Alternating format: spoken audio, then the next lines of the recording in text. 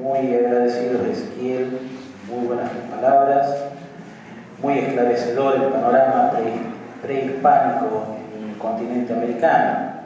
A mí me tocaría continuar la posta en la línea de tiempo y me voy a dirigir directamente a una temática con la cual se acusa muchas veces a los españoles, a los conquistadores, que fue el constante abuso de los derechos humanos en las tierras americanas. Y a esto nosotros tenemos que desmentirlo junto con todos nuestros autores que hemos estado leyendo, estudiando para esta charla. Específicamente, don Vicente Sierra pinta un panorama muy importante, nos da una imagen, cómo es que estamos siendo atacados. Y dice que muchos autores en este ataque hablan de una eterna siesta de casi 300 años en que los españoles que vinieron a América no hicieron nada o simulaban no hacer nada y procuraban tratar siempre de cometer abusos contra los indígenas. A esto don Vicente Sierra dice: si algo caracteriza el siglo XVI es la búsqueda apasionada que España realiza en sus ideas para estructurar normas que se adapten a las estructuras sociales, económicas y políticas del Nuevo Mundo.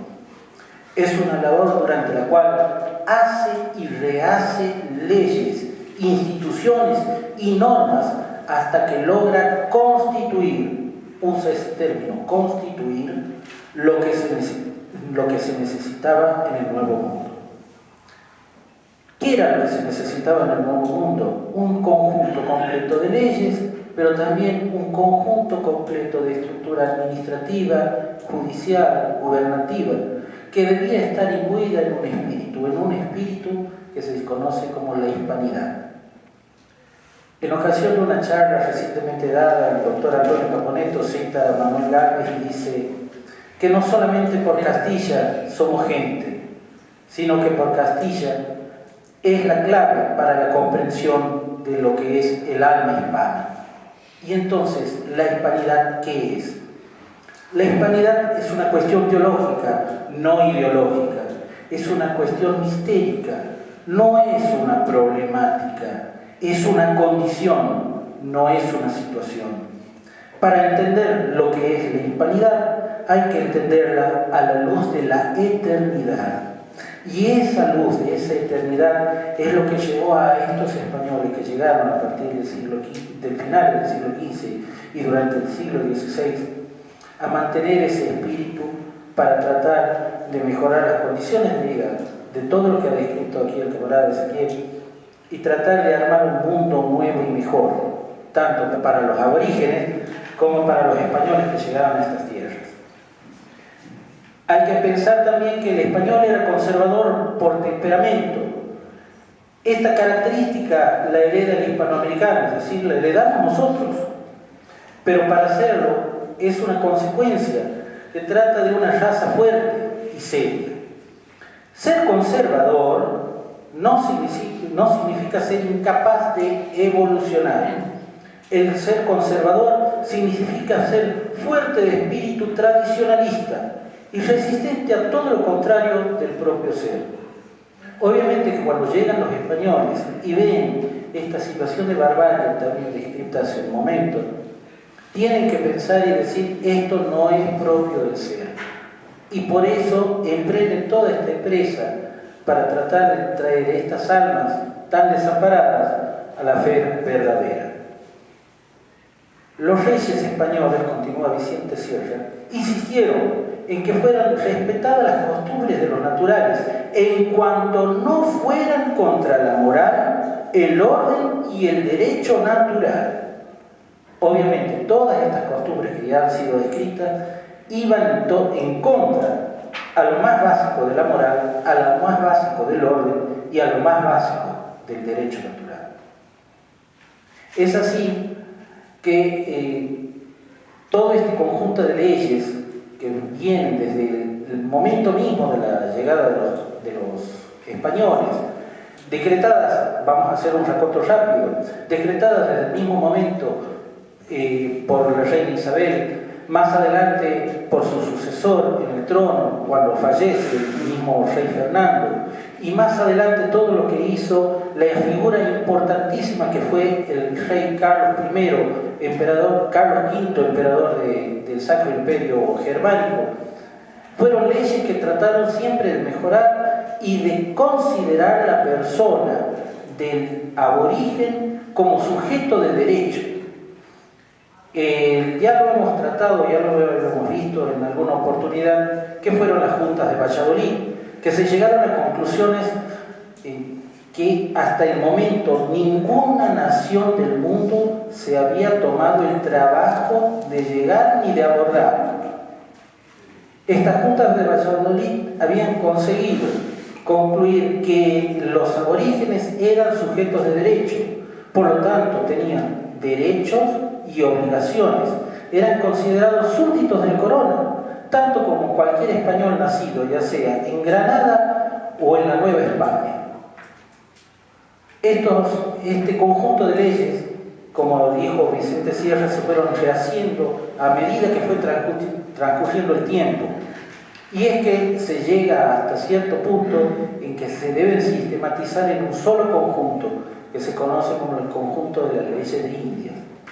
Este conjunto de leyes perduraron en el tiempo, tal trascendencia tuvieron que perduraron en el tiempo hasta el momento mismo de la ruptura de las colonias con la metrópoli. Ya estamos hablando del siglo XIX. Fue tan trascendente y tan importante este trabajo que no quedaron aspectos de la vida sin ser considerados, porque vaya y pase fuera, como hace una comparación el filósofo Gustavo Bueno, España, a diferencia de otros, se dedicó a construir un imperio generador. En cambio, los otros imperios que llegaron, los imperios de origen anglosajón, fueron imperios depredadores. Obviamente, si esto seguía así, los españoles tenían que seguir montando todo este conjunto de leyes para el bienestar. Gregorio de Marañón, otro pensador, nos dice que los españoles nunca hicieron de la violencia un hecho en nombre de la raza. Es decir, que si hubo hechos de barbarie, hechos de violencia, no fueron en nombre del exterminio de una raza, como sí lo hicieron los otros conquistadores. Los primeros hospitales, los primeros hospicios, los primeros orfanatos para cuidar a todo aquel evadido o a todo aquel que estaba en una situación de abandono, también fueron hechos por los españoles. Las misiones, todo el trabajo que llevaron a cabo las órdenes misionales, jesuitas, franciscanos, a lo largo y ancho de todo el continente, todavía perduran en testimonios construidos en piedra que llegan hasta nuestros días. Entonces, se puede hablar de que hubo un exterminio, se puede hablar que hubo abusos de los derechos humanos de los pueblos aborígenes.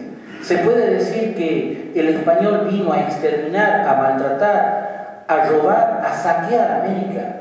No, no podemos decir eso.